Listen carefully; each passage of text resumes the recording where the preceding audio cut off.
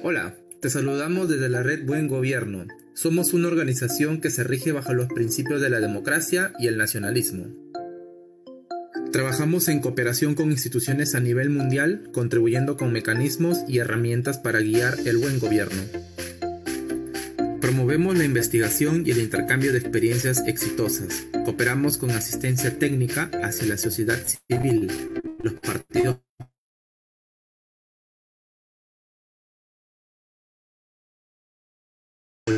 las instituciones públicas y privadas por medio de alianzas con fines comunes. Trabajamos para forjar un buen gobierno, para que las administraciones generen planificación, estrategia, eficacia, eficiencia, equidad, inclusión, participación ciudadana, con honestidad y austeridad en el Estado. Con políticas que generen confianza y satisfacción de la ciudadanía, que tengan capacidad de negociación política, usando herramientas claras y transparentes para la ejecución de programas de gobierno, de manera ágil, simple, técnica y profesional. Un buen gobierno tiene la capacidad de invertir eficientemente los recursos, genera el cambio positivo, respeto por la legalidad y el medio ambiente.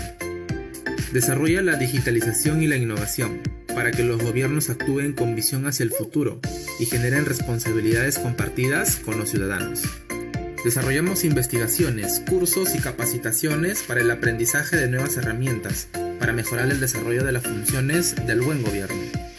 Síguenos en nuestra página web y en nuestras redes sociales, Facebook, Twitter, Instagram y en nuestro canal del YouTube. Hola, te saludamos desde la red Buen Gobierno. Somos una organización que se rige bajo los principios de la democracia y el nacionalismo. Trabajamos en cooperación con instituciones a nivel mundial, contribuyendo con mecanismos y herramientas para guiar el buen gobierno.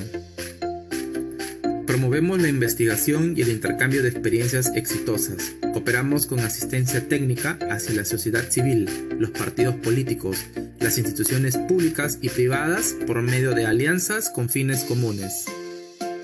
Trabajamos para forjar un buen gobierno, para que las administraciones generen planificación, estrategia, eficacia, eficiencia, equidad, inclusión, participación ciudadana, con honestidad y austeridad en el Estado. Con políticas que generen confianza y satisfacción de la ciudadanía, que tengan capacidad de negociación política, usando herramientas claras y transparentes para la ejecución de programas de gobierno, de manera ágil, simple, técnica y profesional. Un buen gobierno tiene la capacidad de invertir eficientemente los recursos, genera el cambio positivo, respeto por la legalidad y el medio ambiente. Desarrolla la digitalización y la innovación, para que los gobiernos actúen con visión hacia el futuro y generen responsabilidades compartidas con los ciudadanos.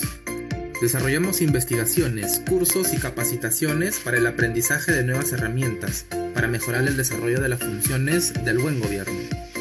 Síguenos en nuestra página web y en nuestras redes sociales, Facebook, Nacionalismo. Trabajamos en cooperación con instituciones a nivel mundial, contribuyendo con mecanismos y herramientas para guiar el buen gobierno. Promovemos la investigación y el intercambio de experiencias exitosas. Cooperamos con asistencia técnica hacia la sociedad civil, los partidos políticos, las instituciones públicas y privadas por medio de alianzas con fines comunes. Trabajamos para forjar un buen gobierno, para que las administraciones generen planificación, estrategia, eficacia, eficiencia, equidad, inclusión, participación ciudadana, con honestidad y austeridad en el Estado. Con políticas que generen confianza y satisfacción de la ciudadanía, que tengan capacidad de negociación política, usando herramientas claras y transparentes para la ejecución de programas de gobierno, de manera ágil, simple, técnica y profesional. Un buen gobierno tiene la capacidad de invertir eficientemente los recursos, genera el cambio positivo, respeto por la legalidad y el medio ambiente. Desarrolla la digitalización y la innovación, para que los gobiernos actúen con visión hacia el futuro y generen responsabilidades compartidas con los ciudadanos. Desarrollamos investigaciones, cursos y capacitaciones para el aprendizaje de nuevas herramientas, para mejorar el desarrollo de las funciones del buen gobierno. Síguenos en nuestra página web y en nuestras redes sociales, Facebook, Twitter, Instagram y en nuestro canal del YouTube. Hola, Te saludamos desde la red Buen Gobierno. Somos una organización que se rige bajo los principios de la democracia y el nacionalismo.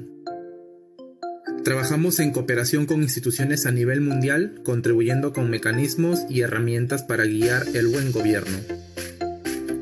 Promovemos la investigación y el intercambio de experiencias exitosas. Cooperamos con asistencia técnica hacia la sociedad civil, los partidos políticos, las instituciones públicas y privadas por medio de alianzas con fines comunes. Trabajamos para forjar un buen gobierno, para que las administraciones generen planificación, estrategia, eficacia, eficiencia, equidad, inclusión, participación ciudadana, con honestidad y austeridad en el Estado.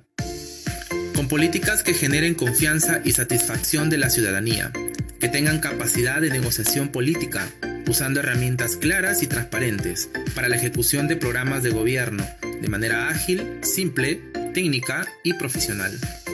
Un buen gobierno tiene la capacidad de invertir eficientemente los recursos, genera el cambio positivo, respeto por la legalidad y el medio ambiente.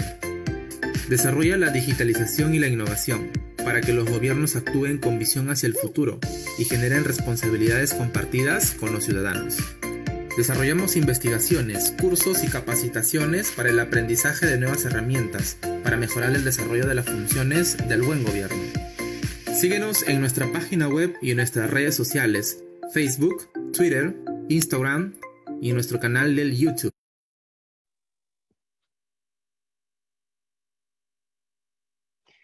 Hola, muy buenas noches, bienvenidos a la Cátedra Buen Gobierno. Hoy día tenemos un invitado muy especial sobre un tema sumamente importante. Hoy tenemos como invitado a Percy Medina. Él es jefe de la misión para el Perú de IDEA Internacional. Yo lo voy invitando a Percy a que vaya encendiendo su cámara para que nuestros televidentes nos puedan ir viendo. Nosotros hoy día vamos a tratar el tema del financiamiento de campañas electorales. Este tema es sumamente importante. Allá anteriores, digamos, hace muchos años, el tema de las campañas se manejaba de una forma bastante desordenada y yo diría de manera también bastante informal.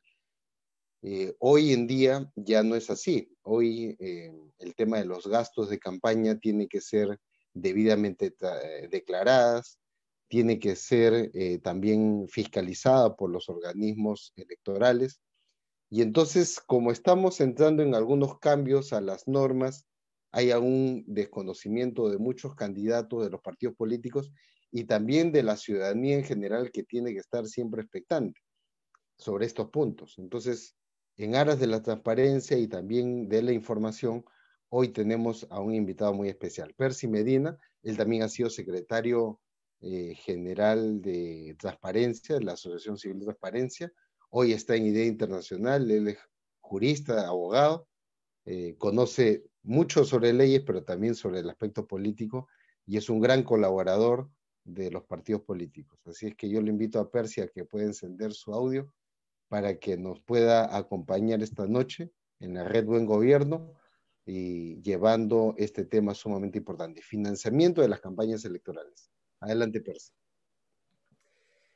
Muy buenas noches, muchas gracias por la invitación. Es un gusto el poder estar con ustedes hoy y el poder compartir un espacio para hablar del tema del financiamiento de campañas. Voy a compartir pantalla para poder hacer una presentación al respecto. No sé si ya se puede ver. Ahí está. Creo que sí. Ya se aprecia.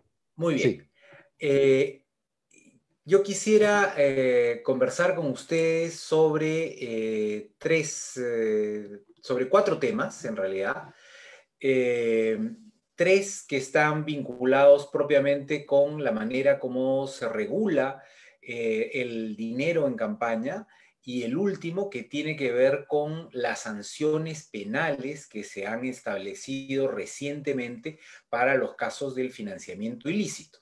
Me parece que son aspectos importantes a tener en cuenta para quienes quieren tener algún rol en un proceso electoral, ya sea como candidatos, como miembros de una campaña política, o incluso como afiliados de un partido o simpatizantes de una determinada candidatura, porque son reglas que tienen que conocerse, muchas de ellas son reglas nuevas y por lo tanto no necesariamente muy conocidas, así que creo que vale mucho la pena darles una mirada con calma. Los 4 aspectos, como dije, son financiamiento público directo, que vamos a conversar al respecto, es el dinero que reciben los partidos en efectivo tras participar de un proceso electoral y obtener escaños en el Congreso. Luego hablaremos del financiamiento público indirecto, que en el Perú básicamente constituye espacio en radio y televisión, es lo que se conoce como la franja electoral, y que ahora tiene novedades. Vamos a ver de qué se trata. Luego las reglas sobre el financiamiento privado para finalmente hablar de lo que mencioné, el delito de financiamiento. Entonces, empezando por el financiamiento público directo, al cual no le vamos a dedicar mucho tiempo porque, como sabemos, en el Perú, hasta ahora, el financiamiento público directo no estaba enfocado en campañas electorales. Es más, se decía expresamente en la ley que el financiamiento público directo servía para labores de investigación, capacitación, formación, etcétera, y no para campaña electoral. Expresamente estaba prohibido para campaña electoral. Sin embargo, en una reciente reforma que ha hecho el Congreso en esta legislatura, se ha abierto una pequeña ventana para usar recursos de financiamiento público directo en aspectos vinculados a la campaña electoral, que no sean propiamente propaganda electoral, pero que estén vinculados. Y concretamente lo que dice la ley es que se pueden dar actividades, se pueden financiar actividades orientadas a procesos electorales convocados e involucran realización de encuestas, desarrollo de sistemas informáticos o herramientas digitales y procesamiento masivo de datos. O sea, es una pequeña ventana abierta, quizá puede ser una gran ventana abierta en términos de los costos que puede implicar esto, porque la realización de encuestas es cara, los sistemas informáticos y las herramientas digitales no son baratos, y el procesamiento masivo de datos, ¿no? El procesamiento de lo que se conoce como Big Data puede ser también un costo importante. Entonces, primer cambio que ha habido en la regulación sobre el financiamiento público directo es que se puede usar en campaña, pero para estas cosas específicas: encuestas, sistemas informáticos o herramientas digitales y procesamiento masivo de datos. Otro cambio muy importante tiene que ver con la reforma que se hizo vía referéndum el 2018. El referéndum, con una aprobación masiva, estableció que solo se puede difundir propaganda electoral en medios de comunicación radiales y televisivos mediante financiamiento público indirecto, es decir, franja electoral. ¿Qué quiere decir en cristiano? Que no se puede contratar publicidad en radio y televisión en una campaña, cosa que antes se hacía y que involucraba una gran cantidad de recursos.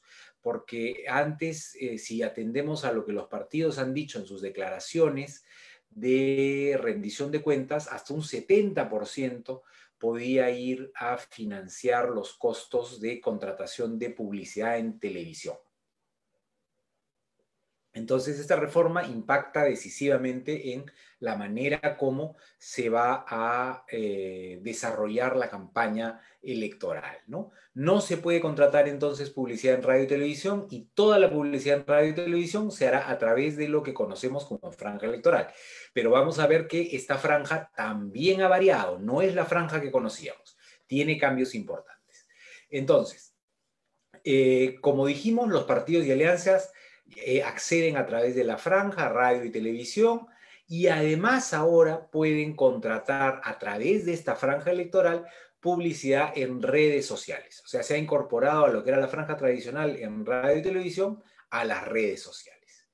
Se ha ampliado el periodo, que era de 30 días y ahora es de 60 días, hasta los 2 días previos a la realización de las elecciones generales, estableciéndose, como hemos dicho, la prohibición de contratación directa. Es decir, no solamente existe franja, como ya existía antes, sino que además se ha prohibido la contratación. Antes la franja era, por decirlo de una manera, un piso. A partir de ese piso, los partidos podían contratar un poco más en televisión. Hoy día la franja es piso y es techo. Es decir, los partidos no pueden contratar sino solo utilizar lo que se les da en la franja. Y se estableció también que la utilización de la franja, no sabemos cómo se va a controlar esto, pero lo dice por lo menos nominalmente la ley, debe tener criterios al momento de utilización de igualdad, paridad y no discriminación entre hombres y mujeres.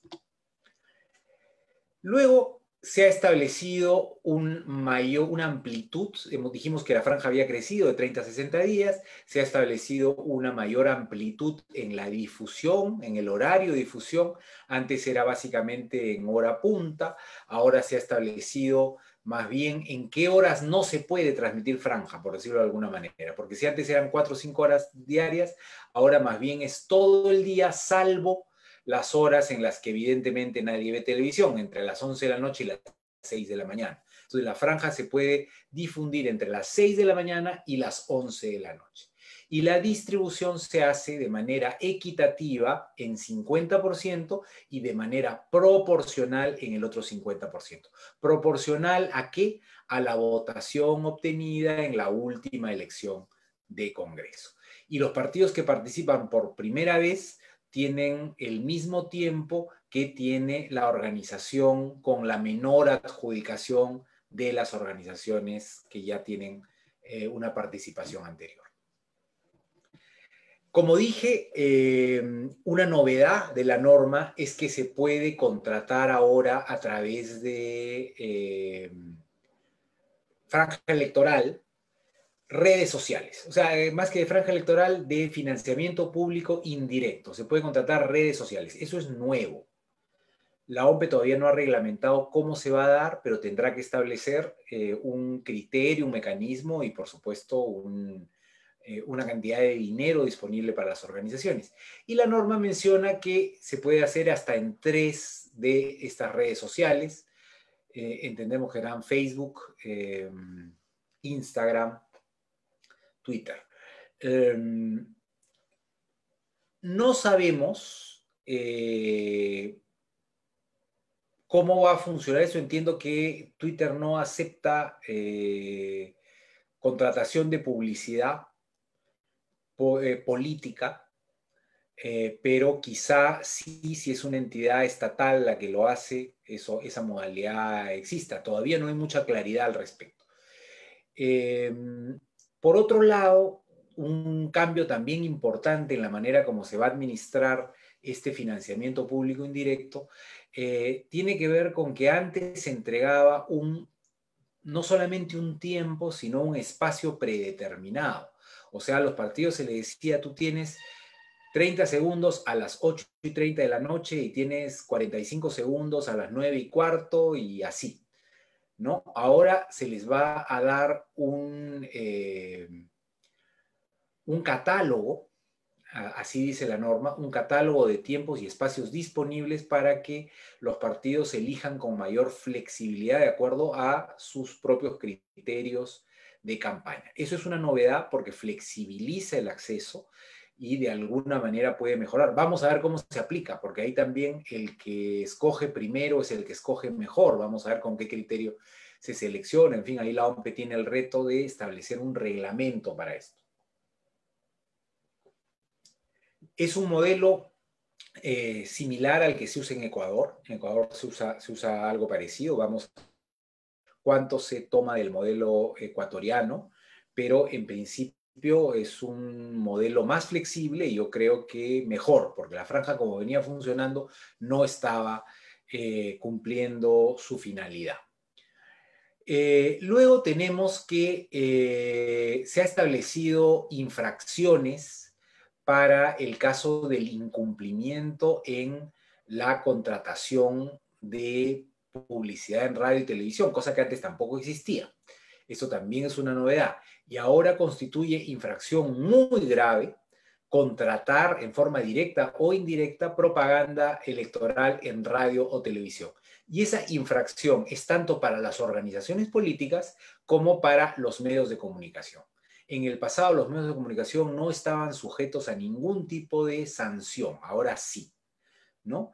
Y en el caso de las organizaciones políticas que contratan publicidad, les corresponde una multa no menor de 31 UITs, o sea, fíjense que es un monto alto, 142.000 soles, como mínimo, no menor de 31 UITs, ni mayor de 430.000 soles, ¿no? Es también nuevamente un monto considerable como monto alto, ¿no? Esta graduación se dará por la OMPE de acuerdo con la gravedad, la reiteración, en fin. Por otro lado, a los medios les toca una multa que es la mitad, ¿no? de lo que le corresponde a las organizaciones políticas, ¿no? Como mínimo 16 y como máximo 30 UITs.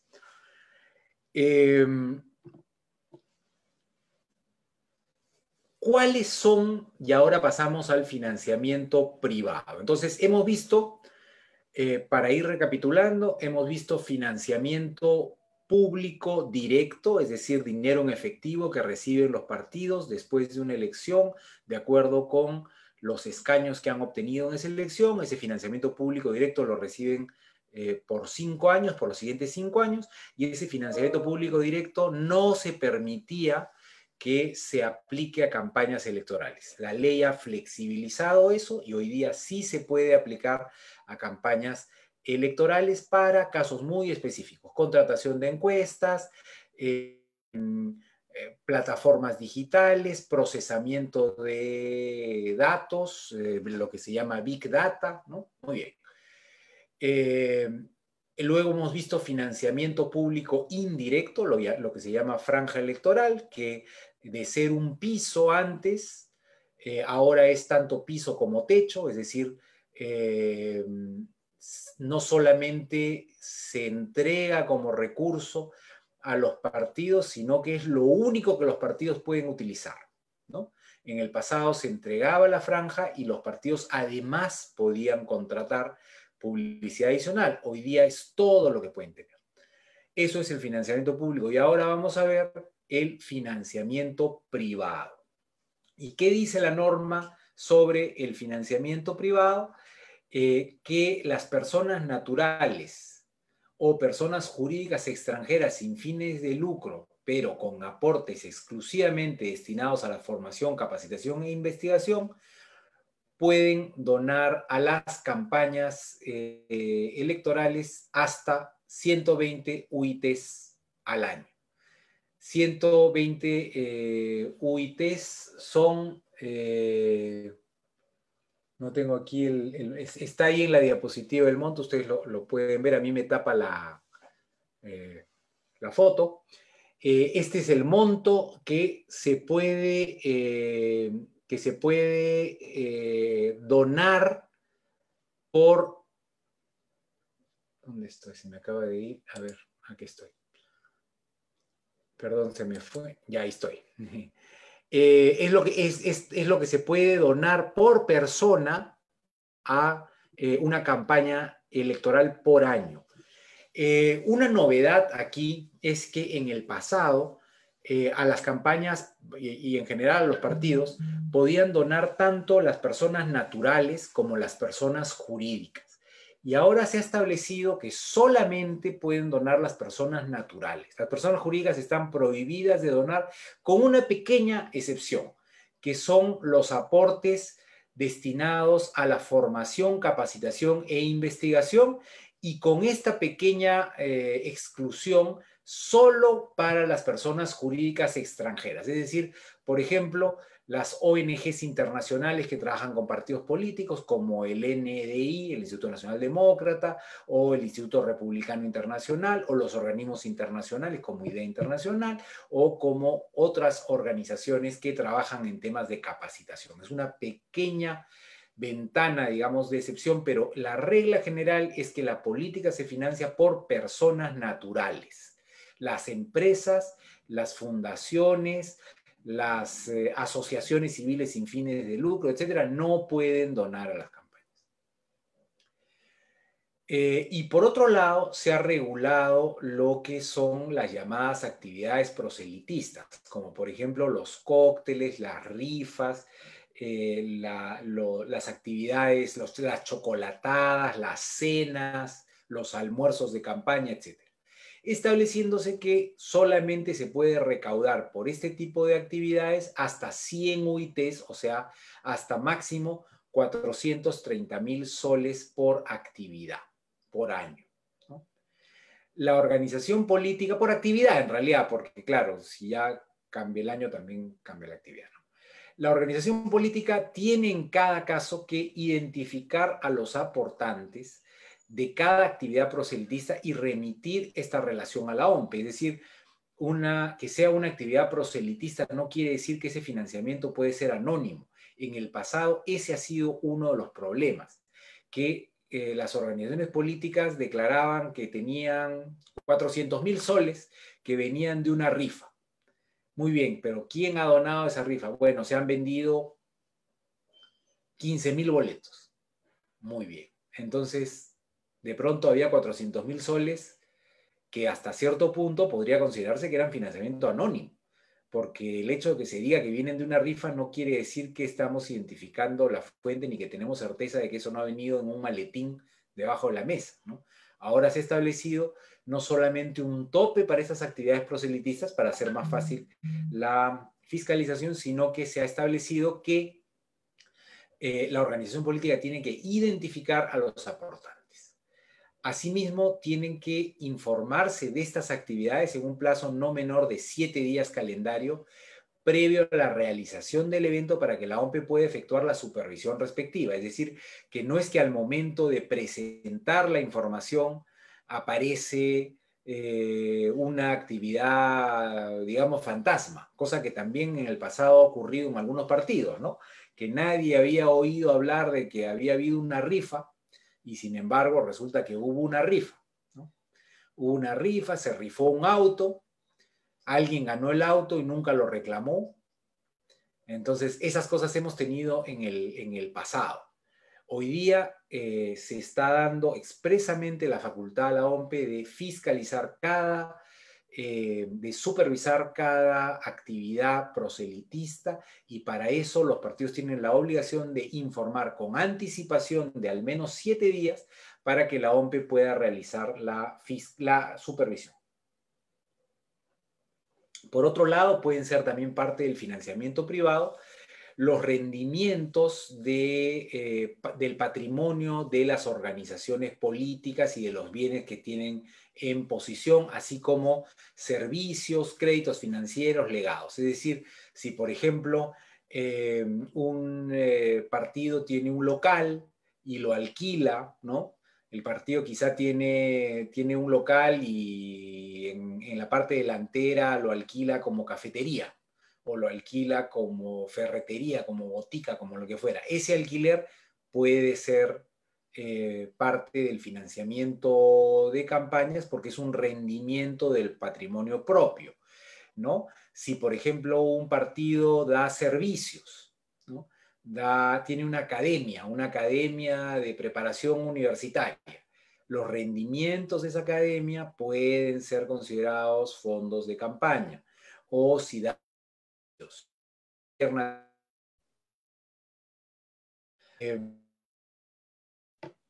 luego se ha establecido criterios específicos que se en primer lugar, se ha establecido que todo aporte en dinero tiene que todo aporte privado en dinero tiene que ser bancarizado. Y tiene que bancarizarse toda cantidad que supere la cuarta parte de una UIT, el 25% de una UIT. Por encima de 1.075 soles, tiene que estar bancarizado. Es decir, si por ejemplo a ustedes, así sea su hermano, su papá, un amigo íntimo, quien fuera, les dona 1.200 soles a su campaña, eso tiene que bancarizarse. ¿Cómo se bancariza? ¿Qué significa bancarizar? Bueno, cualquier forma de mover el dinero a través de un banco, quedando un registro de esto. Puede ser una transferencia de una cuenta corriente a la cuenta del partido, o un depósito en efectivo en ventanilla, pero en ventanilla. Puede ser un cheque, puede ser una tarjeta de crédito. Cualquier operación que pase a través del banco y que permita ser registrada la operación con una determinación de monto y de la persona que ha hecho el depósito, ¿no? O la transacción. Por otro lado, se ha establecido que todos los aportes que no superen el 25% de una UIT, o sea, todos aquellos aportes por debajo de 1.075 soles, y también todos los aportes en especie, tienen que ser registrados en un recibo de aportación. ¿Qué cosa es un aporte en especie? Un aporte en especie es no entregar dinero en efectivo, sino entregar o un bien o un servicio. Por ejemplo, alguien es candidato o candidata y yo le dono los refrigerios. Esos refrigerios para una actividad, por ejemplo, va a ser una actividad proselitista y yo dono refrigerios, ¿no? Dono 1.000 sándwiches y 1.000 botellas de agua. Muy bien. Esa donación se puede valorizar y esa valorización se tiene que poner en un recibo de aportación y establecer, bueno, esta persona ha donado estos refrigerios, lo que fuera, y estamos valorando que cada sándwich cuesta 5 soles y que cada botella de agua cuesta 1 sol o 2 soles. Ya, muy bien. Entonces la valoración es tanto. Esos aportes tienen que seguir también los mismos topes de 120 UITs anuales y tienen que ser registrados, contabilizados y tiene que ser informado quién ha hecho la donación. Solo que cuando se trata de aportaciones en especie, obviamente no se pueden bancarizar, así sean aportaciones muy grandes, ¿no? Uno puede aportar en especie una cantidad superior al 25% de una UIT. Yo puedo aportar en especie, por ejemplo, el uso de un vehículo, que también habría que valorizar. Yo le pongo a un candidato o candidata un vehículo a su disposición a lo largo de la campaña, y ese es un aporte, pero hay que valorizarlo. ¿Cuánto costaría? La valorización tiene que ser razonable. La OMP no va probablemente a discutir cómo se valora, pero tiene que ser razonable, ¿no? ¿Cuánto costaría? ¿En cuánto se puede estimar el uso de un vehículo a lo largo de tantos días? Entonces hay que establecer también algunos criterios, se ha recorrido determinado kilometraje o por día, quizás con lo que costaría alquilar el vehículo. No tienen que ser precios necesariamente comerciales, pero sí algo razonable. La OMP tiene todavía que establecer quizá algunos parámetros, pero algo que sea razonable, ¿no? Y tiene que registrarse contablemente cualquiera de estas fuentes, tanto las fuentes en efectivo como las fuentes en especie.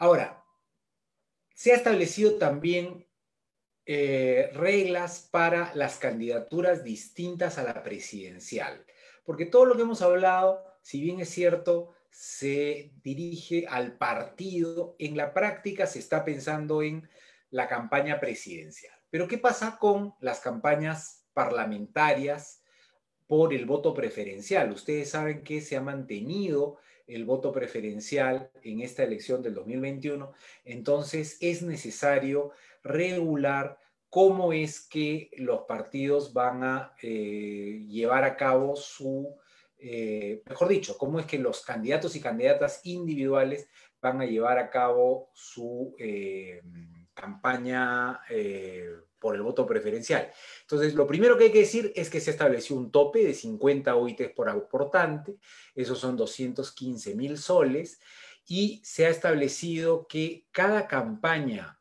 individual, es decir, campaña de la campaña presidencial, tiene que tener un responsable de campaña. Y ese responsable de campaña el propio candidato o la propia candidata o puede ser otra persona. Pero esa persona es responsable. Y vamos a ver más adelante que incluso a esa persona le alcanza responsabilidad penal. Es decir, es un asunto delicado. Si a ustedes, algún amigo o amiga candidato le dice, oye, tú no quieres ser mi responsable de campaña, ustedes tendrán que evaluar, pero lo primero que tendrán que saber es que están adquiriendo una responsabilidad fuerte que incluso puede tener responsabilidad penal. La OMPE tiene atribuciones de supervisión de estos fondos de uso de campañas individuales y como dijimos, hay una responsabilidad administrativa y puede ser incluso responsabilidad penal del candidato y de sus responsables de campaña. ¿Cuáles son las fuentes de financiamiento prohibidas? Hemos dicho que el financiamiento anónimo está prohibido y aquí vamos a aclarar un poquito más cuáles son estas fuentes prohibidas. En primer lugar, todos los recursos que vengan del Estado, tanto de una entidad de derecho público como de una empresa de propiedad del Estado o incluso de una empresa con participación de es decir, una empresa de propiedad mixta, ¿no?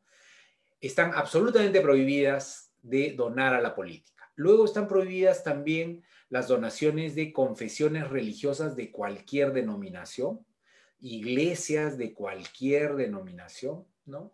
Las personas jurídicas con fines de lucro, nacionales o extranjeras, esto ya lo dijimos, las empresas están prohibidas de donar.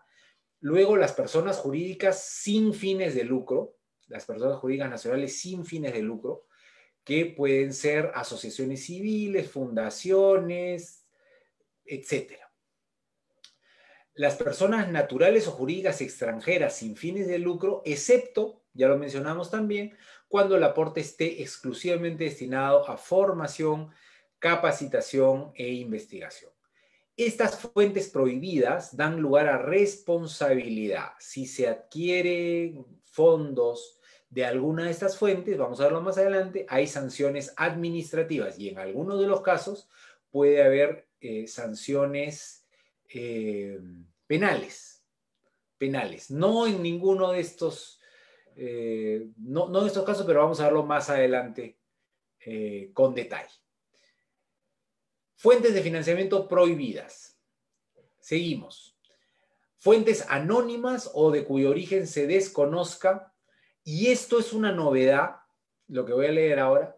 Está prohibida las donaciones de personas naturales condenadas con sentencia consentida o ejecutoriada con mandato de prisión preventiva vigente por delitos contra la administración pública, o sea, corrupción, tráfico ilícito de drogas, narcotráfico, ¿no? Minería ilegal, tala ilegal, trata de personas, lavado de activos, terrorismo o crimen organizado. La prohibición se extiende hasta 10 años después de cumplida la condena. Esto es una novedad. Algunos aspectos importantes en cuanto a esta última fuente prohibida, es decir, las personas vinculadas con estas actividades criminales. El Poder Judicial tiene que poner a disposición de las organizaciones políticas y de la OMPE, así como de los bancos, un portal digital oficial con la información de cuáles son las personas a las que se refiere en el literal anterior. Y hay que decir que esa es una reforma que viene no de este Congreso, sino del Congreso disuelto, es decir, ya estaba vigente incluso en la elección de este año, pero el Poder Judicial no ha llegado a generar este portal. Es decir, a pesar de que tenía la responsabilidad, no lo hizo. Entonces, ahora en una reforma de este Congreso se ha establecido que el Poder Judicial, bajo responsabilidad, pone a disposición a las organizaciones. Y se ha establecido que los bancos no deben admitir depósitos y transferencias de personas que vengan de esta, no debe admitir depósitos y transferencias de personas que estén en esta lista elaborada por el Poder Judicial, ¿no? porque claro, es la única manera de establecer un criterio para que alguien, porque nadie tiene por qué saber exactamente quiénes son todas las personas que están incursas en estas circunstancias. Entonces se ha establecido que más bien quien tiene la responsabilidad de informar es el Poder Judicial. Y no solamente se ha puesto la carga de la prueba en el Poder Judicial o la carga de la responsabilidad, sino que se ha establecido de que si el banco autoriza dicha transferencia o depósito, se exonera de responsabilidad a la organización política que lo recibe, ¿no? No es responsabilidad de la organización política la recepción de aportes de personas naturales que no estén identificadas en ese portal. Hasta cierto punto es razonable, porque claro, puede ser pues que alguien haya sido condenado por alguna de estas actividades y que yo como candidato no lo sepa, ¿no? Esta persona, porque incluso fíjense que está establecido que la prohibición se extiende hasta 10 años después de cumplida la condena. O sea, imagínense que alguien fue condenado por tala ilegal o minería ilegal o lo que fuera hace 20 años, cumplió su condena, ¿no? Hace 8 años que la terminó la condena. Sin embargo, no puede donar hasta 10 años después de cumplida la condena. Entonces el partido podría estar en situación de responsabilidad al haber recibido fondos de una persona condenada. Pero si este dato no está en el portal, se libera, porque no hay cómo saberlo, ¿no?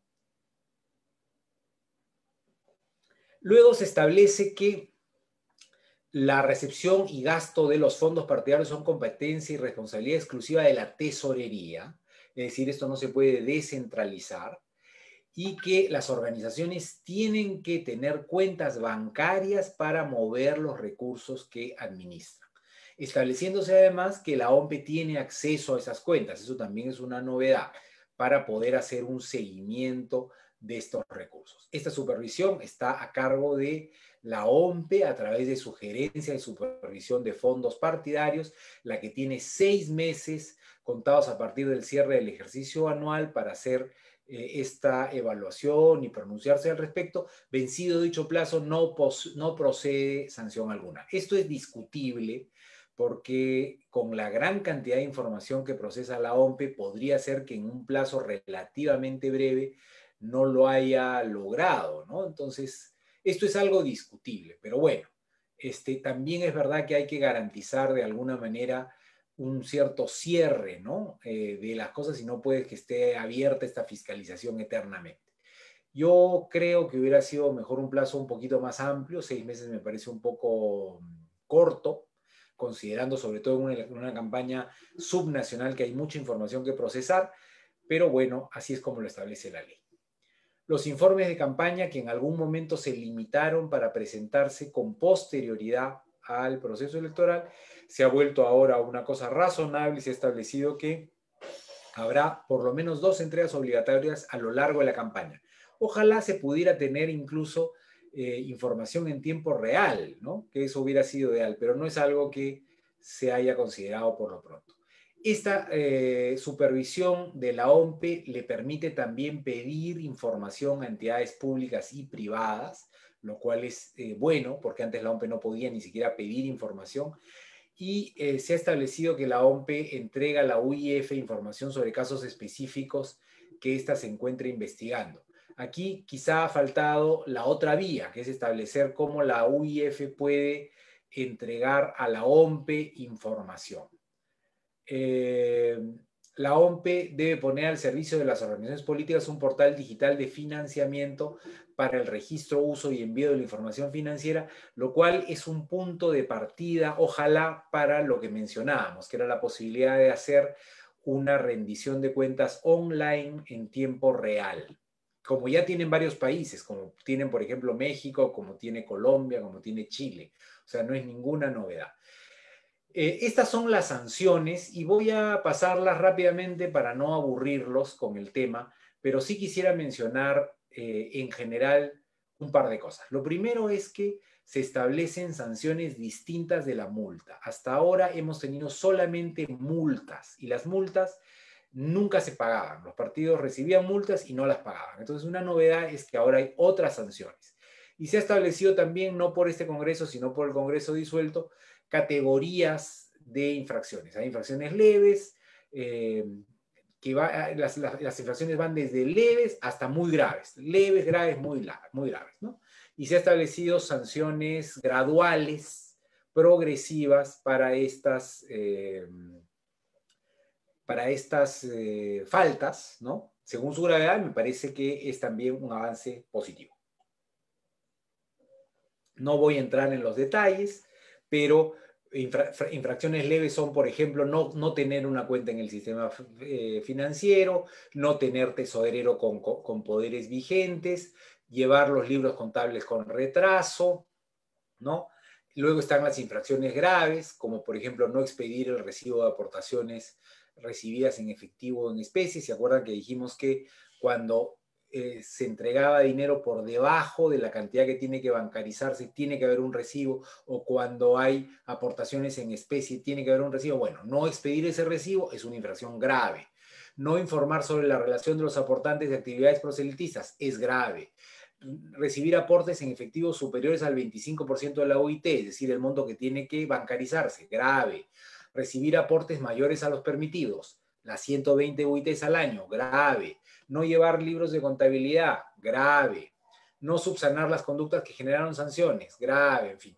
Y en ese caso hay multas, y en caso de no bancarizar los aportes o recibir aportes por encima de lo permitido, la multa es incluso equivalente al exceso sobre el tope legal que no se ha cumplido o al íntegro del aporte recibido indebidamente, lo cual, como ven, es una falta grande, digo, ¿no? Perdón, es una sanción grande para una falta grave. Y luego están las infracciones muy graves. Estas ya son las que tienen mayor sanción, ¿no? Como por ejemplo recibir aportes o efectuar gastos a través de una persona distinta de los encargados, no presentar informes financieros a la OMPE, no informar a la OMPE sobre el aporte inicial de las organizaciones políticas que constituyen una alianza, recibir aportes de fuente prohibida. Esta es muy grave y en algunos casos puede dar lugar incluso a sanción penal, vamos a verlo más adelante, no subsanar conductas que generaron sanciones en infracciones anteriores, etc. Y ahí están, incluso pueden ustedes ver las sanciones. Por otro lado, a los candidatos también se los puede sancionar, candidatos y candidatas. Si un candidato o candidata no informa a la Gerencia de Supervisión de Fondo de los gastos o ingresos efectuados durante su campaña personal, estos pueden ser sancionados con una multa no menor de 10 ni mayor de 30 UITs, o sea, entre 43.000 soles y 129.000 soles. Miren que no es poco, ¿ah?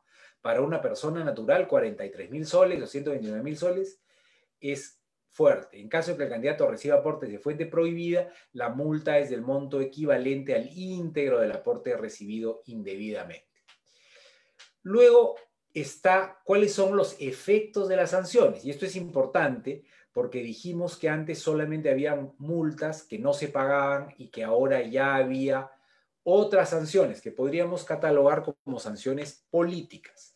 Y el primer efecto de las sanciones cuando no se cumplen es el congelamiento del registro. Es decir, un partido no puede hacer nada si es que no acredita que previamente ha cumplido sanciones impuestas. O sea, por ejemplo, no puede cambiar de denominación, no puede inscribir un nuevo comité electoral, no puede presentar candidaturas, etcétera, etcétera.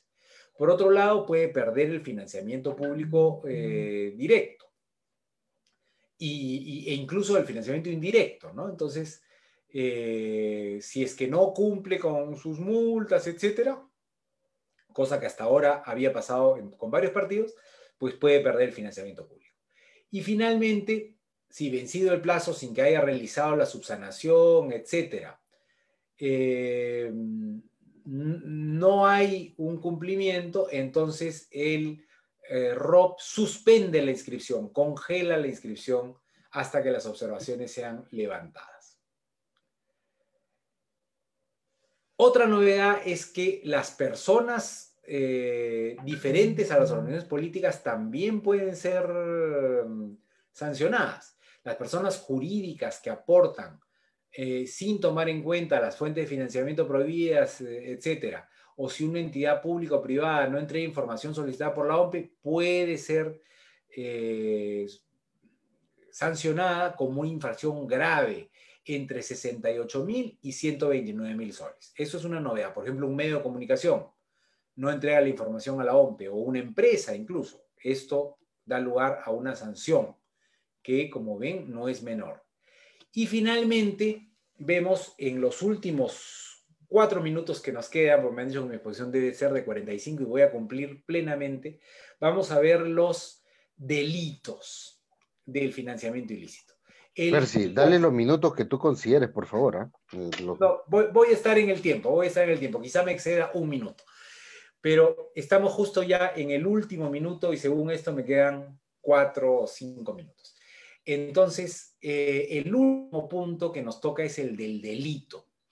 Y el delito, que es también una novedad, ha sido creado por la reforma del referéndum y luego desarrollado por el Congreso, establece un tipo base que es bien amplio, y hay que tener mucho cuidado porque es bien amplio. Acá podría ser que esto sea como la casa del jabonero, que el que no cae resbala, y hay que estar muy cuidadoso con esto, porque el tipo penal establece que cualquier persona que solicita, acepta, entrega o recibe, fíjense lo amplio, ¿eh? Solicita, acepta, entrega o recibe, incluso entrega, o sea, un donante puede ser, ¿eh? De manera directa o indirecta, ¿no? Aportes, donaciones, contribuciones o cualquier otro tipo de bien o servicio proveniente de fuente de financiamiento legalmente prohibida, conociendo o debiendo conocer, o sea, conociendo o debiendo conocer su origen, ¿no?, a una organización política o alianza electoral registrada o en proceso de registro, puede tener una pena no menor de 2 ni mayor de 5 años y 60 a 180 días multa. O sea, sanción penal, ¿no? E incluso antes, por menos de 5 años, no se establecía sanción penal efectiva. Normalmente era pena suspendida, pero ahora hay muchos casos que hay prisión efectiva por penas menores a 5 años. Así que la sanción esta puede ser una sanción, digamos, que muerda, ¿no? Y de la cual hay que tener especial cuidado. ¿Cuáles son los agravantes de este tipo base? En primer lugar, si es que el sujeto del delito es candidato, tesorero, responsable de campaña o administrador, de hecho o de derecho. O sea, puede ser que incluso ni siquiera haya sido nombrado, pero que en la práctica sea quien es el responsable de campaña. Eso tiene un agravante. O sea, el tipo base tiene las penas que hemos señalado para cualquier persona común y corriente, pero si además la persona es candidato, tesorero, responsable de campaña o administrador, entonces esto tiene un agravante, la pena es mayor, vamos a verlo. Siempre que conozca o deba conocer la fuente de financiamiento, eso también está claro. Si hay ahí un error, ¿no?, sobre cuál es la fuente de financiamiento, no se puede aplicar el caso de un financiamiento ilícito, ¿no? Pero aquí la pena es no menor de 4 ni mayor de 6. ¿Se acuerdan que en la pena anterior era no menor de 2 ni mayor de 5? Ahora es no menor de 4 ni mayor de 6 para el caso específico de candidatos, tesoreros, responsables de campaña o administradores de hecho o derecho. Y el segundo supuesto es que el valor del aporte, donación o financiamiento involucrado sea superior a 215.000 soles. Es decir, aquí el agravante estaría por la cuantía, ¿no? Si es que el monto es menor, son 10.000, 12.000 soles, una cosa es ese supuesto y otra es si el monto es importante, por encima de 215.000 soles. Otro tercer supuesto, agravante también, es que el agente que comete el delito sea integrante de una organización criminal, ¿no?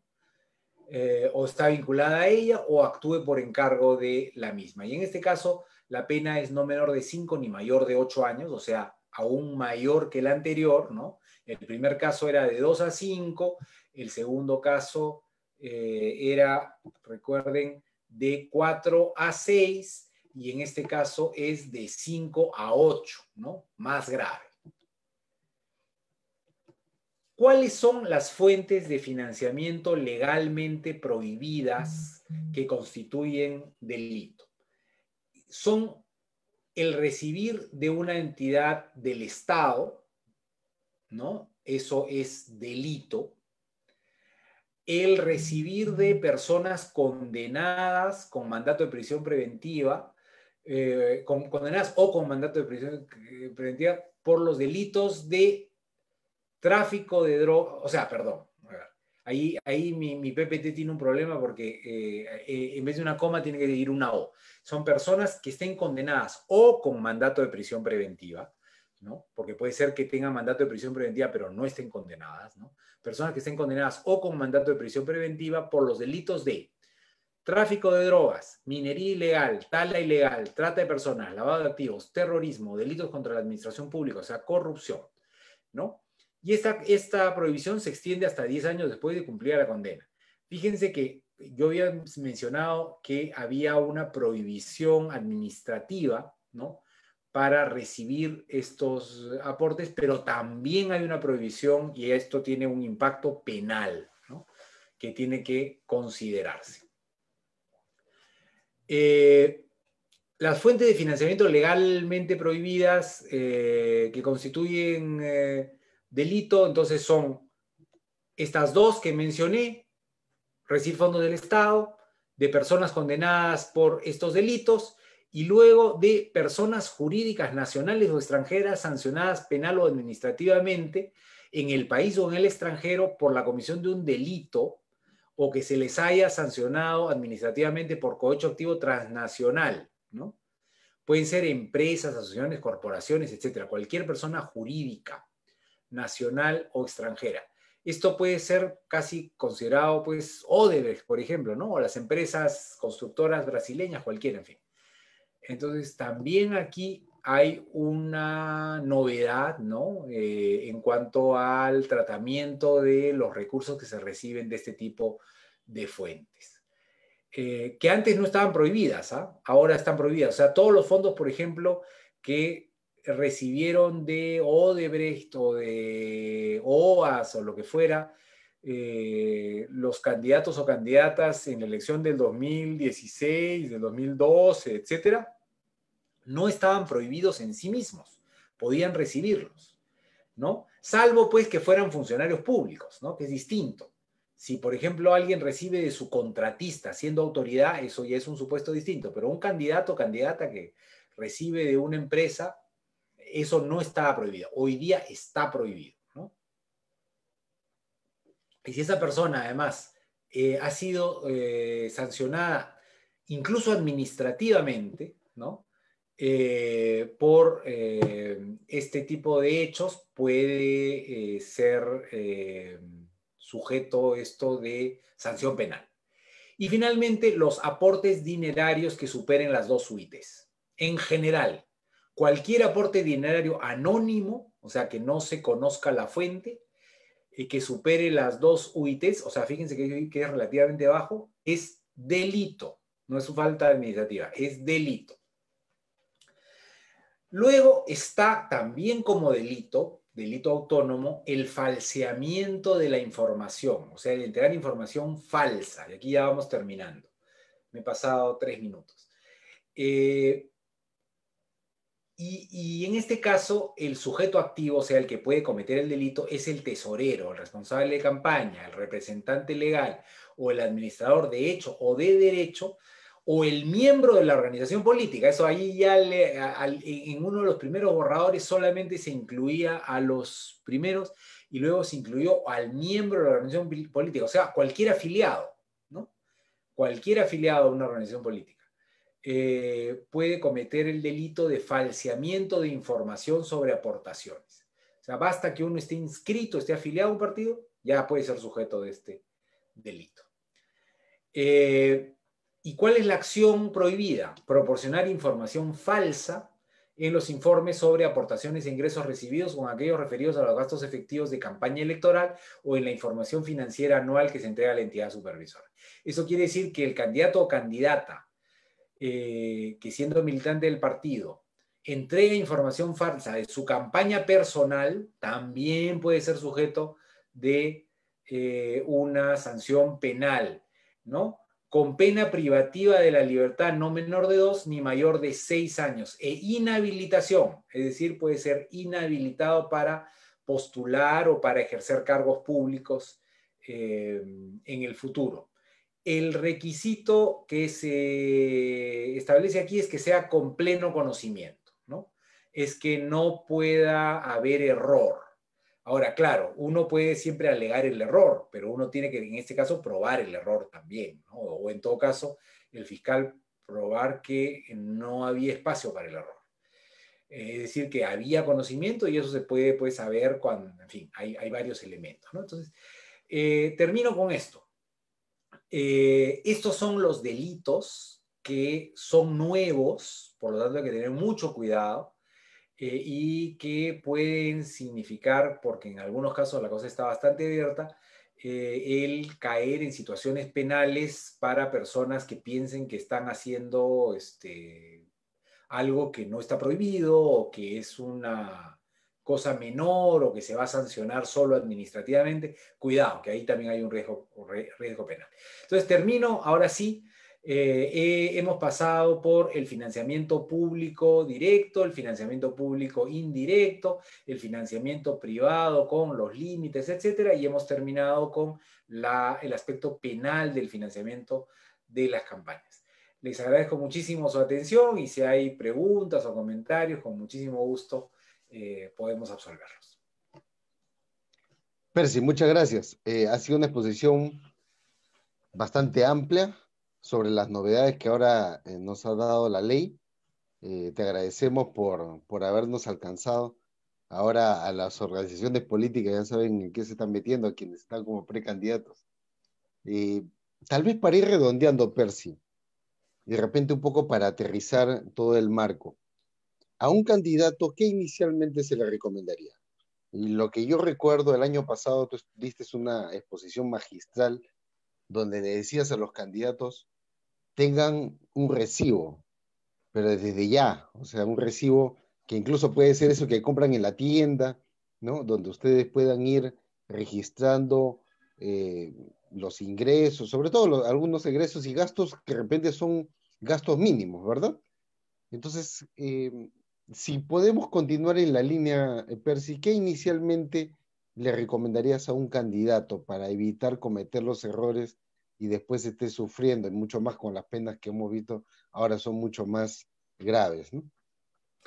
Eso es muy importante. Partimos de que estamos hablando de personas de buena fe, ¿no? Claro, si alguien es un sinvergüenza y quiere hacer las cosas mal, en fin, que se consiga un buen penalista, abogado y que, en fin, que haga las cosas mal, ese no es el supuesto en el que nos vamos a meter, ¿no es cierto? Pero estamos partiendo de la gente que quiere hacer las cosas bien legalmente. Muy bien. Si quiere hacer las cosas bien y legalmente, primero ser muy ordenado, porque una de las cosas que muchas veces ocurre es que en una campaña uno está en una vorágine, y un candidato, una candidata sabe a qué hora empieza el día, no sabe a qué hora termina.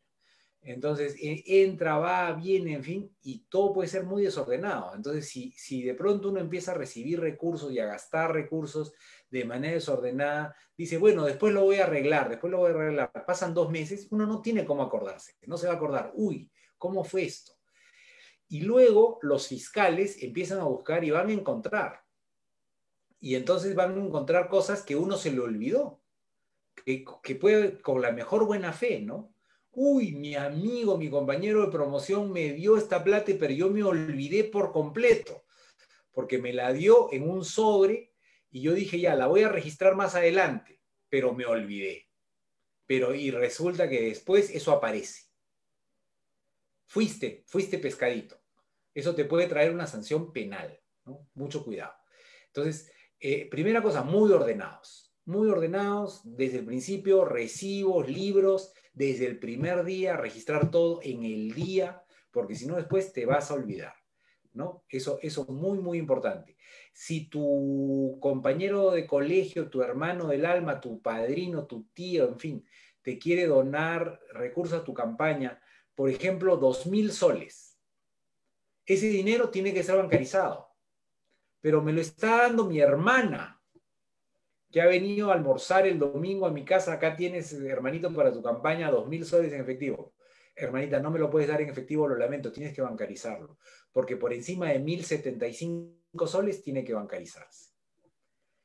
Es pesado, ¿eh? Alguien me va a decir, ay, bueno, pues si me lo está dando mi hermana, yo no voy a esperar que después mi hermana me denuncie a la fiscalía. Pero si después hay un desbalance en los gastos de campaña, ¿cómo vas a explicar que ese dinero entró y por dónde? Entonces te vas a meter en un lío en explicar. Entonces, si quieres hacer las cosas bien, las cosas se bancarizan, se hacen como tienen que ser, etcétera, etcétera. Ese es el primer comentario, no lo quiero hacer largo, pero me parece importantísimo tomar en cuenta para no verse en problemas.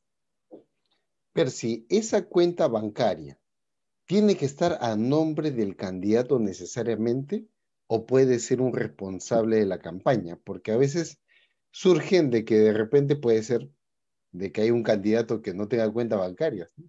Puede Por suceder, ¿no? supuesto. No, bueno, es una muy buena pregunta para asuntos prácticos, porque para las campañas individuales, el banco no te va a permitir abrir una cuenta que sea cuenta a nombre de la campaña de tal persona. No va a poder ser, lamentablemente, porque eso no es una institucionalidad. Entonces va a tener que ser una cuenta a nombre de una persona natural. Y sí es bueno que sea una cuenta diferente. También es bueno eso porque va a ser más claro. Si uno en su misma cuenta maneja sus fondos, el gasto de su sueldo, paga la luz, el teléfono, la internet de su casa y también los gastos de campaña, se hacen un arreglo.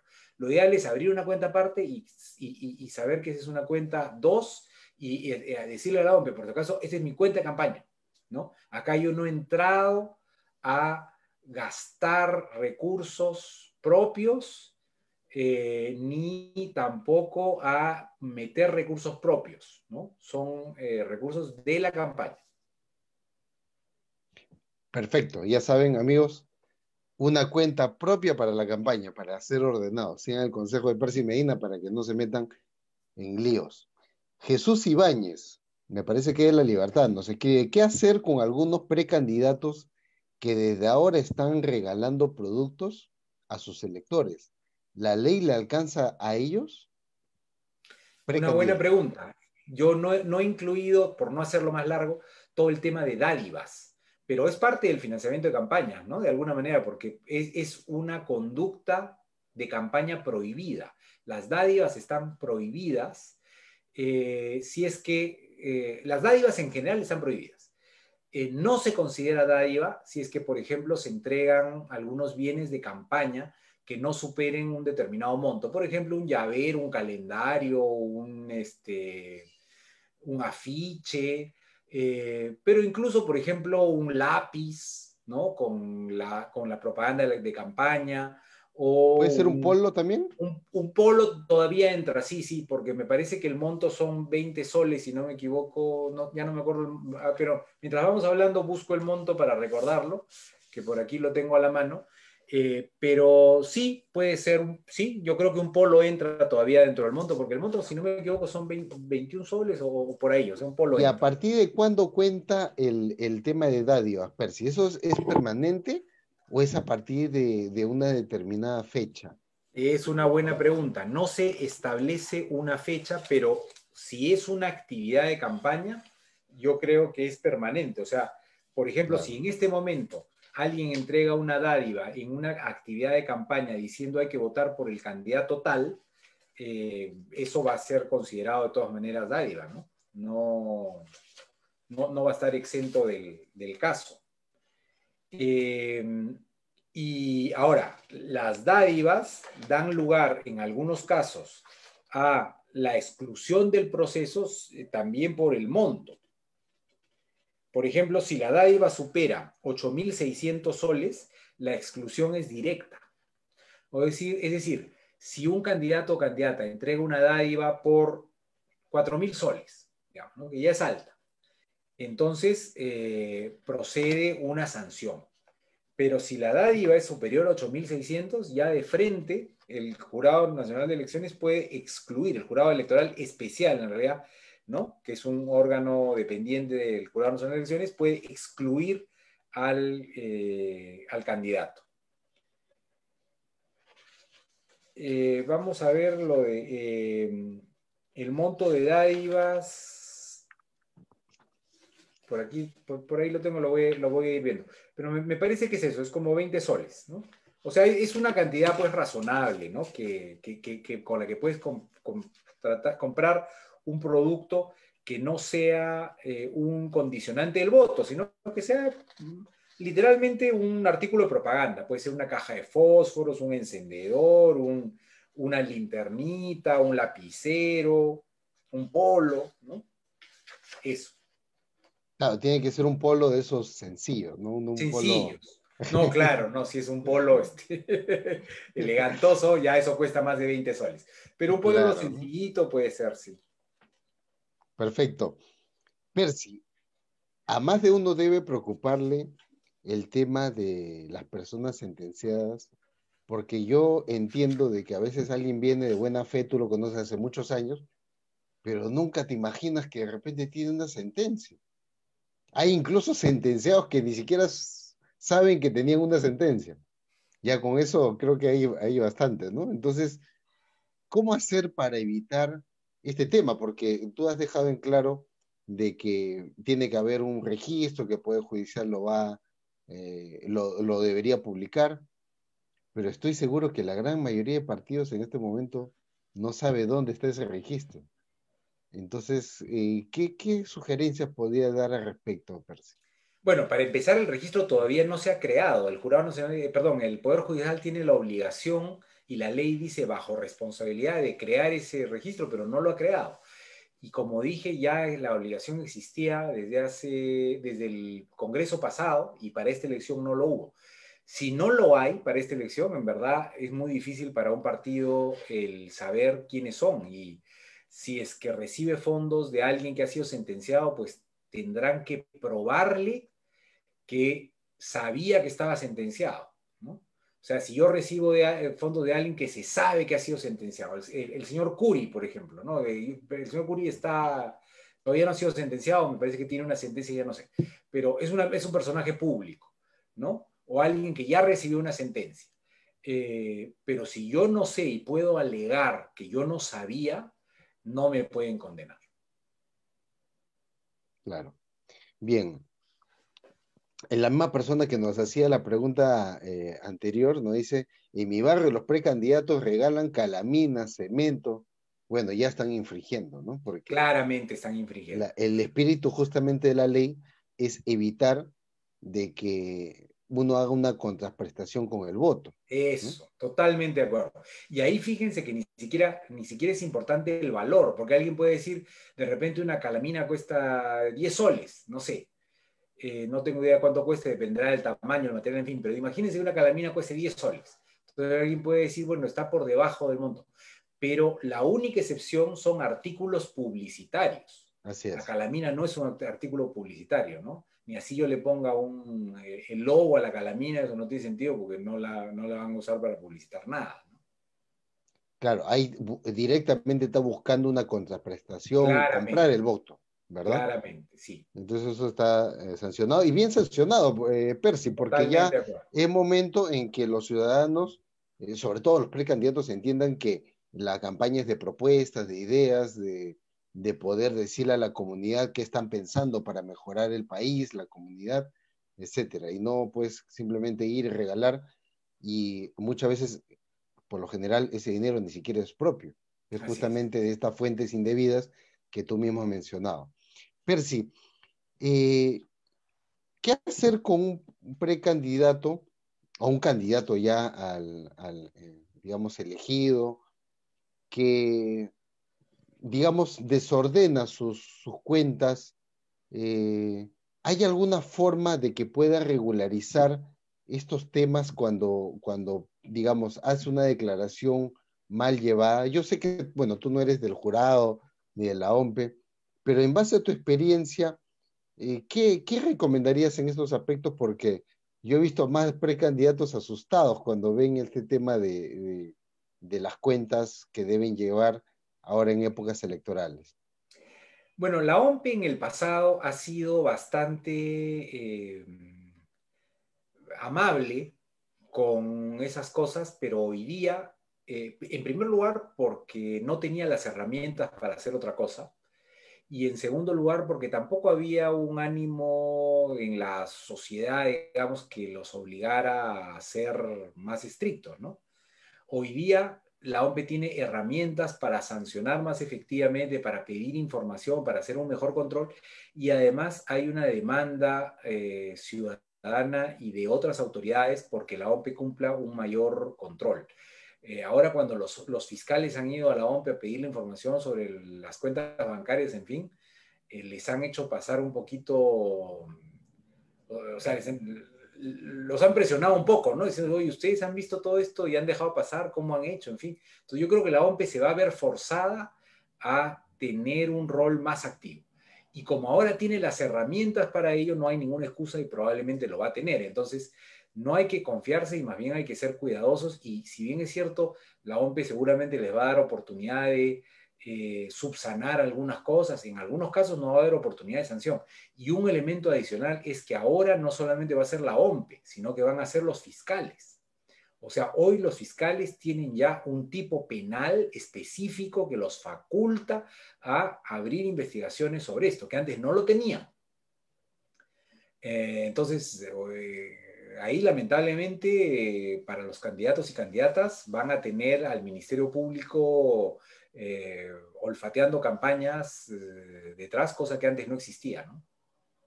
Claro, por eso reiteramos lo que decía Percy hace un momento, hay que ser ordenados desde el Eso. principio. Estamos hablando de los candidatos de buena fe, evidentemente. Víctor Rojas, de Caraballo, pregunta algo que sí habías mencionado, pero vale la pena reiterarlo, ¿no? Le dice, ¿la ley sanciona al candidato o traslada la sanción al partido? Es a los dos, ¿verdad? Antes era solamente al partido, ahora los dos. Por supuesto, pueden ser los dos, efectivamente, claro que sí. Porque porque los dos tienen obligaciones. El candidato al Congreso, en fin, también tiene la obligación de hacer una rendición de su campaña. Entonces, puede ser que el partido haya hecho todo bien, pero algún candidato no hizo las cosas ordenadas, pues la sanción va al candidato y no al partido, ¿no? Y eso está bien, Percy, porque a Claro, veces el candidato, como no le caía ninguna sanción, dejaba que el partido, no me interesa el partido, claro. como de repente fui invitado, de repente alguien me escribió al último momento, no le interesa el partido y el partido termina recibiendo la sanción de un candidato que no tuvo pues el compromiso de poder rendir sus cuentas. Así que las cosas han cambiado. Seida Palacios desde Cusco nos dice, una consulta, después de las elecciones de inmediato se puede realizar la rendición de cuentas de campaña o hay una fecha tope. Inmediatamente después de realizar la elección se puede hacer la rendición. Hay una fecha más bien límite, ¿no? O sea, no puedes hacerlo más allá del plazo que establece el reglamento, que en este momento no me acuerdo si son 60 días, una cosa así. Pero hay un plazo, efectivamente, ¿no? Claro, eso sería importante que el jurado también comiencen Sí, a informar a informar, sí, debidamente. sí, sí. Sí. Ellos tienen un portal de educación electoral que pueden ir difundiendo. De todas formas, nosotros de la Red Buen Gobierno vamos a comenzar a trasladar esa información para conocimiento no solamente de los propios candidatos y de los partidos, sino de la ciudadanía que tiene que ser vigilantes también de este tipo de roles que son importantes. Y felicitarte, Percy, porque sé que de Idea Internacional están haciendo un trabajo muy bueno sobre el tema de estas reformas, de asesoramiento y también de difusión. Percy, una pregunta global ya para ir culminando. ¿Qué vacíos encuentras tú a estas reformas? Porque entiendo de que aún hay algunos, digamos, vacíos que aún se pueden subsanar o de repente ya para el próximo periodo, pero que siempre es importante ir debatiéndolos, conversando. ¿Qué vacíos Claro tú que has sí. encontrado? Mira, en primer lugar, en materia de financiamiento de la política, yo diría que es el tema en el que el avance ha sido mayor.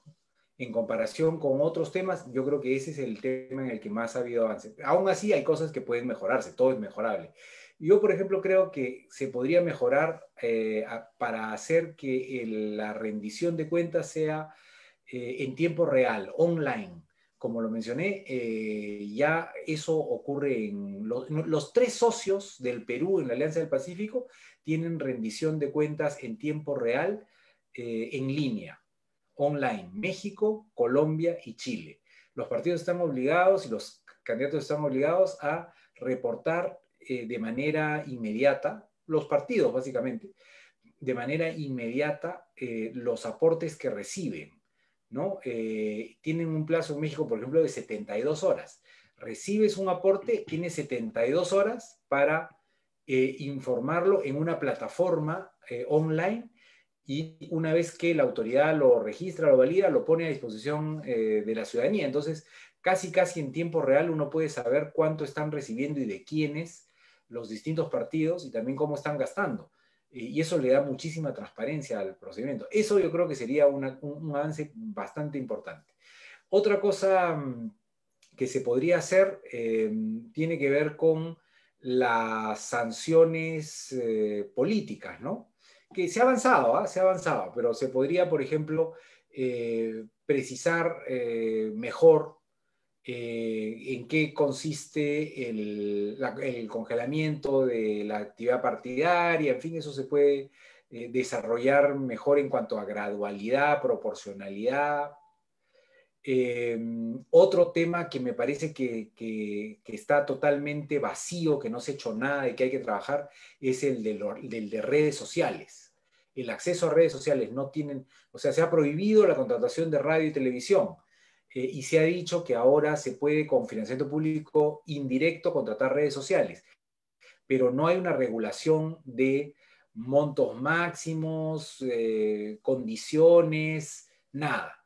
Entonces, o por ejemplo, una obligación, la misión de la Unión Europea sugirió que al momento de contratar en redes sociales, los partidos se registren como anunciantes políticos, que no tienen la obligación, que en la publicidad en redes se ponga explícitamente que es un anuncio político, que tampoco hay la obligación, en fin. Hay una serie de cosas que ayudarían a mejorar eso, que no es directamente financiamiento de campañas, pero tiene estrecha relación, ¿no? Digamos que en el tema de redes sociales hay un vacío, Sí. pero que los candidatos si van a pagar, por ejemplo, a Facebook, pues por lo menos tengan cómo anotar, digamos, esos gastos que se van realizando. Tienen que hacerlo. Eso sí tienen que hacerlo. Definitivamente. Percy, nos ha llegado un par de preguntas muy interesantes. Nos dice Rocío Beliz desde Junín. Los candidatos excluidos durante la campaña electoral están llamados a rendir cuentas de su campaña. Muy buena pregunta, ¿no? Es una muy buena pregunta. Es una Porque muy creen que buena están pregunta. excluidos, entonces dice, bueno, claro. yo no tengo nada que hacer con la campaña. Sí, es una buena pregunta. Yo diría que sí, fíjense, no es que esté, no Claro. es que esté establecido expresamente, pero yo diría que sí, porque está establecido para los candidatos y estará establecido para el tiempo que fueron candidatos. Es decir, entre el momento que se inscribieron, el momento en que fueron excluidos, después de la exclusión ya no. Pero mientras fueron candidatos, sí, yo creo que está vigente la obligación. Y Percy, ¿qué sucede si a un candidato viene y de repente, como tú decías, su hermana, su prima, viene y le dice, de repente una visita corta, le dice, mi aporte de campaña 2.000 soles? El candidato no le va a decir, no, anda, bancarízalo, ¿no? ¿Cómo regulariza ese tema? Ese es el problema. Yo sé que ahí la realidad, o sea, la norma se enfrenta con la realidad, porque nadie te encuentras con tu compañero, quizá con tu hermana es más fácil, pero te encuentras con tu compañero de promoción. Hermanito, se emociona, estás de candidato, ¿cómo no te voy a apoyar? Toma 2.000 soles.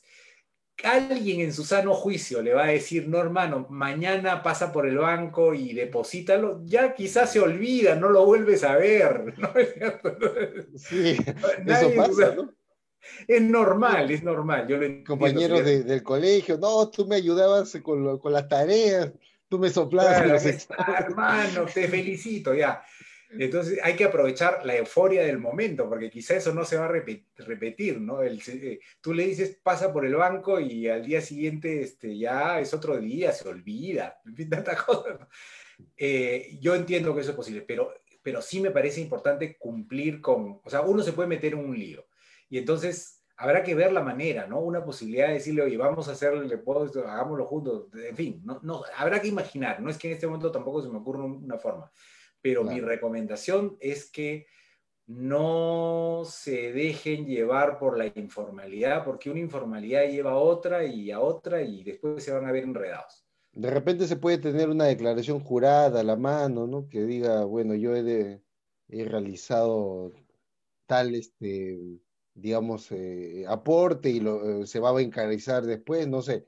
En fin, queda la duda, ¿no? Queda la duda, Percy, pero igual Sí, claro, lo sano tendremos que... sería que se bancarice de todas maneras, pero quizá hay Claro, algún mecanismo, pues, que en ese momento no se nos está ocurriendo, que haga todo más sencillo, ¿no? Pero que permite una bancarización. Bueno, para empezar, no sé si es posible, porque ahora uno puede hacer, pues, transacciones desde el teléfono, ¿no?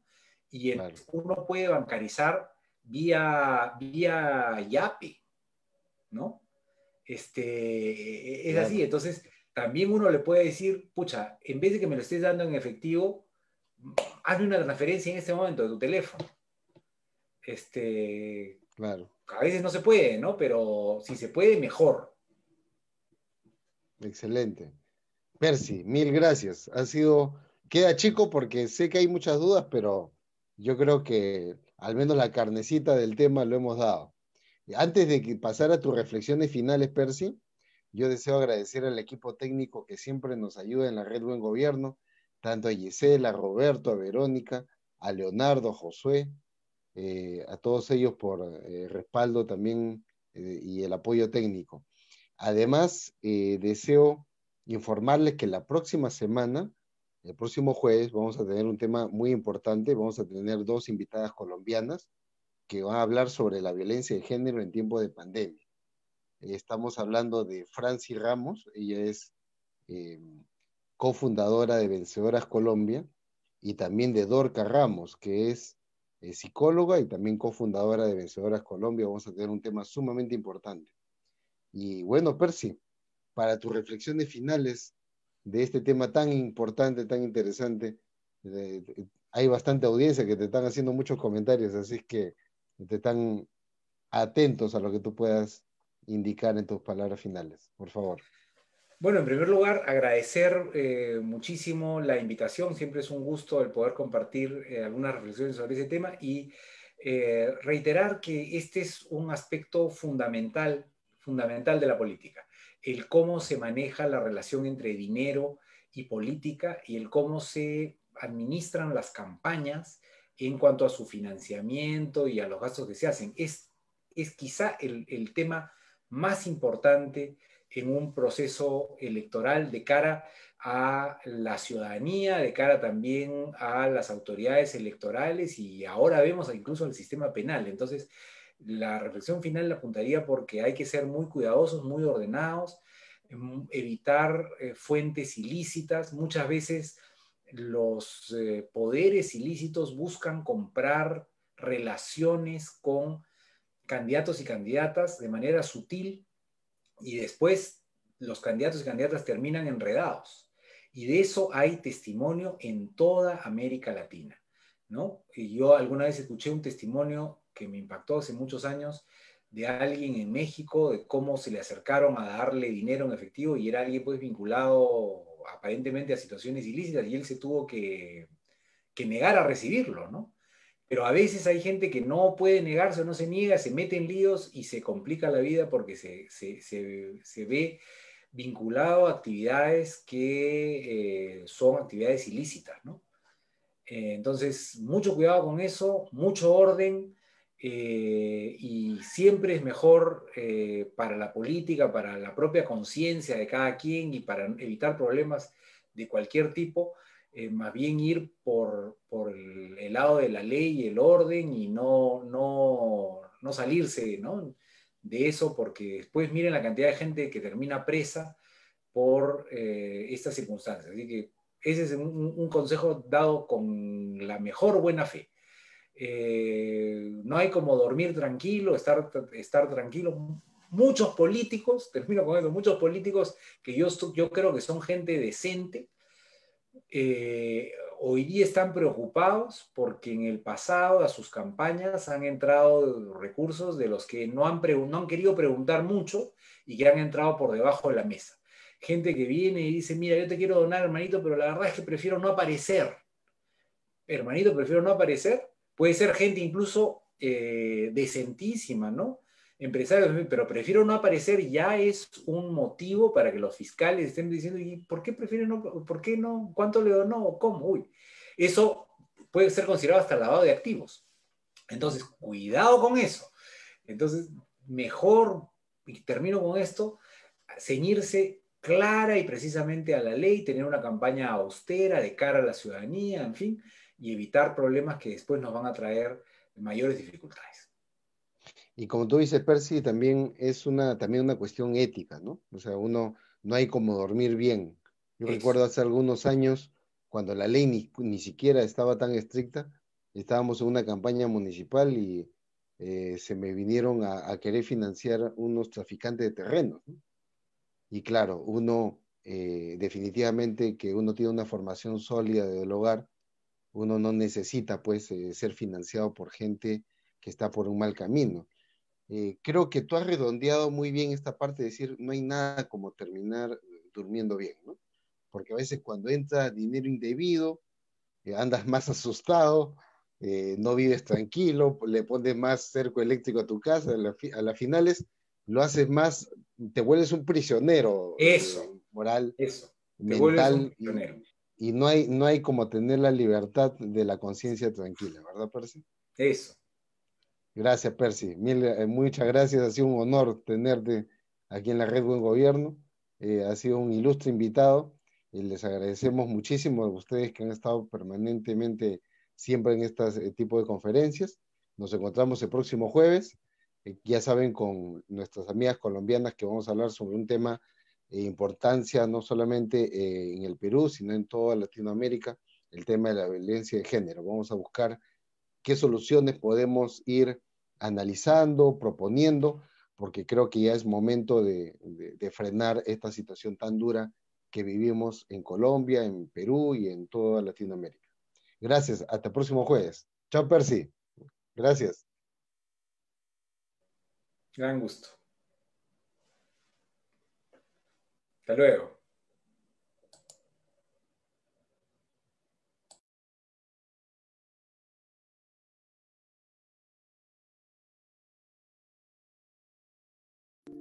Hola, te saludamos desde la Red Buen Gobierno. Somos una organización que se rige bajo los principios de la democracia y el nacionalismo.